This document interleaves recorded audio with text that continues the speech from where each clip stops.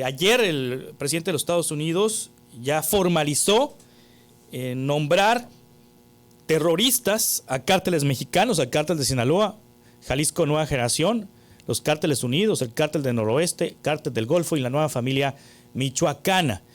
Para hablar sobre este tema le agradezco al profesor en Seguridad Nacional, Víctor Hernández, que esté con nosotros esta mañana. Víctor, ¿cómo estás? Buenos días.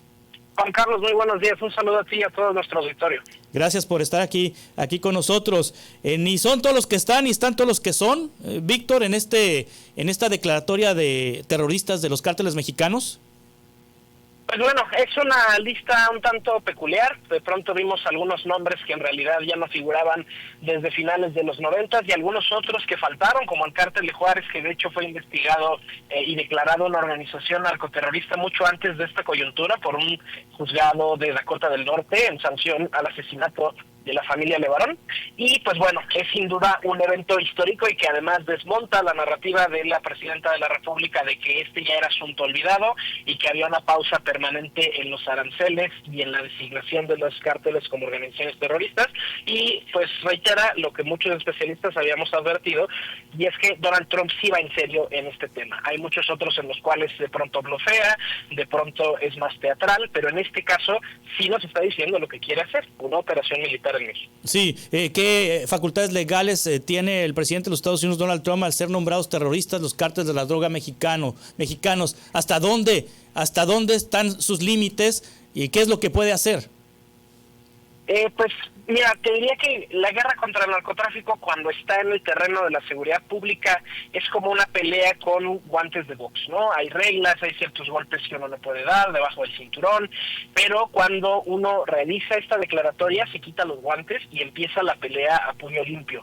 El marco jurídico de persecución del terrorismo no tiene límites en los Estados Unidos, es por un lado extraterritorial, es decir, permite perseguirlo y ejercer actos incluso fuera del territorio estadounidense, y esto es lo que amparó medidas como las intervenciones militares estadounidenses en Siria, en Irak, en Yemen, en Libia, y en ese sentido pues autoriza todo el uso de la violencia de la que es capaz el Estado norteamericano. Y en segundo lugar, hace un cambio de burocracia. Esta declaratoria le arrebata la guerra contra las drogas de manos de la DEA y lo pone en manos del Departamento de Defensa y de la comunidad de inteligencia estadounidense, agencias como la CIA, como la NSA. Y en ese sentido, pues lo que acaba de ocurrir allá es muy parecido a lo que ocurrió en diciembre de 2006 aquí en México, con el inicio de la guerra contra el narcotráfico, cuando se eleva de la noche a la mañana un fenómeno primero considerado de seguridad pública para elevarlo al grado de amenaza militar. Sí, ayer el magnate Elon Musk, que es asesor y que tiene un cargo importante dentro del gabinete de Donald Trump, dijo que la designación de cárteles mexicanos como organizaciones terroristas los hacía elegibles para ser atacados con drones, ¿Esto es posible, Víctor? No solo es posible, Juan Manuel, es inminente. Hemos visto una serie de vuelos de reconocimiento realizados por aeronaves militares estadounidenses, que siempre son el preludio de cualquier operación de guerra, el poder conocer el terreno donde se va a operar. No es que de pronto vaya a haber una invasión del tamaño de la de Irak o la de Afganistán, con 200,000 tropas que de pronto cruzan una frontera. Políticamente a los Estados Unidos no le conviene hacer una maniobra así, además de que sería muy caro. Lo que con toda certeza van a empezar a hacer es lo que los estadounidenses llaman una guerra remota. ¿En qué consiste la guerra remota? Es una versión minimalista de la guerra en la cual utilizas en su mayoría aeronaves no tripuladas, como son los drones, como son los misiles dirigidos, y pequeñas unidades de fuerzas especiales que exfiltren a las personas de interés que quieres que sean juzgadas en los Estados Unidos. Una polémica de este tenor estamos viviendo ahorita con la extradición del Mayo, ¿no? Que en realidad ocurre fuera de los canales oficiales. Hay una pelea entre el gobierno mexicano y el estadounidense en torno a la legalidad de la detención, y pues con toda seguridad este tipo de incidentes se van a volver cada vez más comunes una vez que ya empiece esta operación militar. Sí, estamos platicando con Víctor Hernández, profesor en Seguridad Nacional y profesor de la Universidad Panamericana. Víctor Hernández, después de esta declaratoria de terroristas de los cárteles mexicanos, ahorita citabas lo que pasó en 2006, cuando en diciembre de 2006 Felipe Calderón le dio un batazo, un palazo al avispero y se hizo el relajo de inseguridad de nuestro país. Estas operaciones de Estados Unidos en México de intervenir para contrarrestar a los cárteles mexicanos o atacar a los cárteles mexicanos, ¿no significará una nueva versión de 2006 cuando le dieron citando a López Obrador, un palazo al avispero y luego se hizo el relajo? Sí, hay no solo un riesgo, sino una enorme posibilidad de que eso sea lo que ocurra. En su momento, cuando arranca la guerra contra el narcotráfico, la tasa de homicidios se cuadruplicó a nivel nacional. Y digamos, no es especulativo pensar que ese podría ser el resultado, porque de hecho todas las intervenciones en el nombre del antiterrorismo de los Estados Unidos han resultado en la implosión de los países que presuntamente querían ayudar. En el caso de Irak, la intervención fracasa y acaba con el nacimiento del Estado Islámico, que gobernó durante prácticamente una década el 80% del territorio iraquí.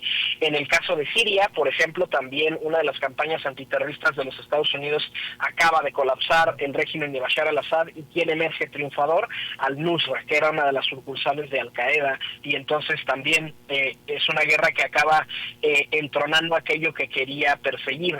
Afganistán, no se diga, la apresurada retirada de las tropas de Afganistán, en que se traduce en que el Talibán se convierta en el regente de Afganistán. Entonces, las campañas antiterrorismo son un poco como la mano del rey Midas, pero al revés. En lugar de convertir las cosas en oro, las descomponen, las pudren irreversiblemente, y ese es el gran riesgo para México, que somos un país muy frágil en términos económicos y en términos de nuestra política de seguridad, y un tratamiento tan agresivo que nos venga de fuera como lo es una invasión de este tamaño puede colapsar todo un país. Sí, estamos platicando con Víctor Hernández, profesor en Seguridad Nacional, sobre la designación de cárteles mexicanos como terroristas. ¿Tendrá que ser en colaboración con México la intervención, el ataque de Estados Unidos a los cárteles mexicanos, o se la van a aventar solos los norteamericanos?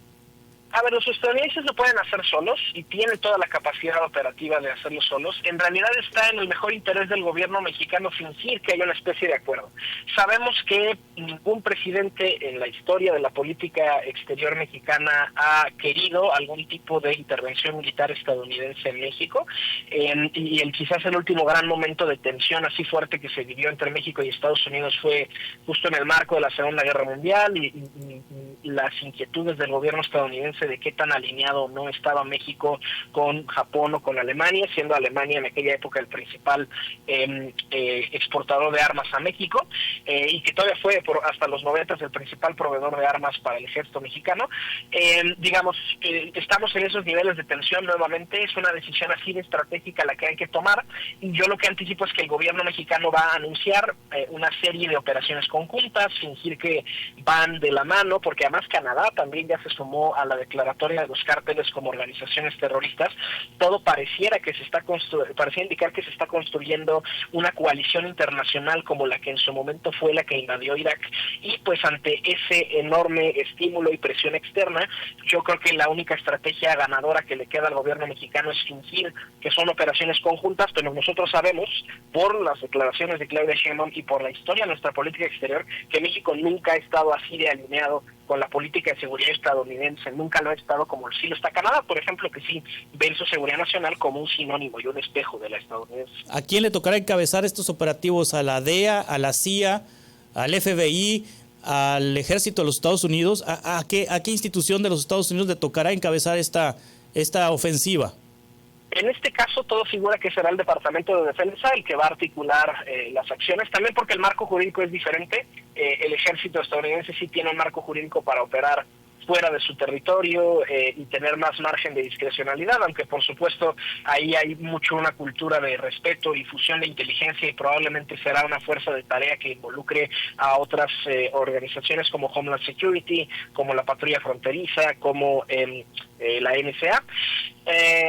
Del lado mexicano, pues seguro nos nombrarán algún grupo de alto nivel, como les gusta crear cada 2 o 3 meses, y probablemente el rol del ejército mexicano o de la Guardia Nacional se va a limitar a hacer seguridad perimetral, pero los estadounidenses tienen toda la capacidad de hacer estas operaciones por sí solos, y muchas veces las realizan precisamente y no comparten la información con autoridades mexicanas por miedo a que se filtren, a que estén en la nómina de los criminales y se pierda la secrecía del operativo. ¿Se están preparando con información los norteamericanos? Porque hemos visto pues barcos por el lado de la península de Baja California, en el Océano Pacífico, barcos norteamericanos. Hemos visto vuelos en el Golfo, en el Mar de Cortés, costeando Sonora, Sinaloa y las Bajas, y hemos visto también cómo hay drones. Dijo la presidenta Sheinbaum que lo de los drones ha sido consensuado con las autoridades norteamericanas, drones de la CIA sobrevolando territorio mexicano. ¿Están recopilando información para esto? A ver, operaciones de esta naturaleza siempre ha habido, y en ese terreno en particular sí llamaría un poco a la cautela. Estos ejercicios que llaman los estadounidenses de libertad de la navegación o de recolección de inteligencia siempre están al filo de lo que permite el derecho internacional. Por ejemplo, todos los días desde que existen las aeronaves hay vuelos de reconocimiento a lo largo del río Bravo, donde los estadounidenses justo tratan de ver qué ocurre del lado mexicano, tratan de interceptar comunicaciones del lado mexicano, pero bueno, como se hacen bardeando el río y nunca cruzan la frontera, digamos, nunca se han podido denominar una agresión o una violación de la soberanía mexicana, pero claro, sabemos que aunque el avión no cruce, sus capacidades sí que cruzan, ¿no? Su capacidad de interceptar llamadas, sus radares, las imágenes que puede generar, y en ese sentido sí, son operaciones de reconocimiento que, reitero, pueden ser las que son las de la antesala de una operación militar más grande. Tampoco podemos decir que sean demasiados vuelos. Los pocos que se han podido ver en los radares no indican que sea una actividad particularmente inusual, pero bueno, al final la mayor parte de la tecnología militar estadounidense lo que permite es justo ocultarse para los radares, tanto los civiles como los militares mexicanos, y bien podría ser que están ocurriendo muchas más cosas que francamente nunca sabremos que están ocurriendo en materia de esta recolección de inteligencia. Sí, te agradezco mucho, Víctor Hernández, especialista en temas de seguridad nacional, profesor de la Universidad Panamericana, que hayas estado con nosotros esta mañana. ¿Cómo te seguimos en redes, Víctor?